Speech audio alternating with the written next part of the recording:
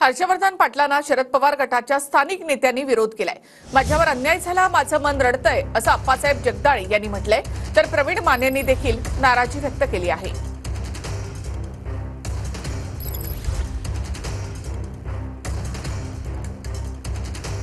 मला अन्याय मान्य करतो, माझं मन रडतंय माझं। 25 वर्ष या लोकांची सेवा प्रामाणिकपणे केली, डोळ्याला नाही पाणी येणार, पण मन माझं रडतंय। शब्दाला पक्का असलं पाहिजे। आम्ही काही मॅनेज होणार नाही, मी स्पष्ट सांगतो। सत्ता येती जाती, स्वाभिमान घाण ठेवणार नाही, स्वाभिमान नाही घाण ठेवणार।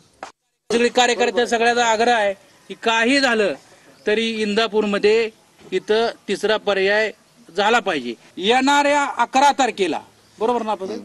बरोबर आहे ना? 11 तारखेला किती वाजता?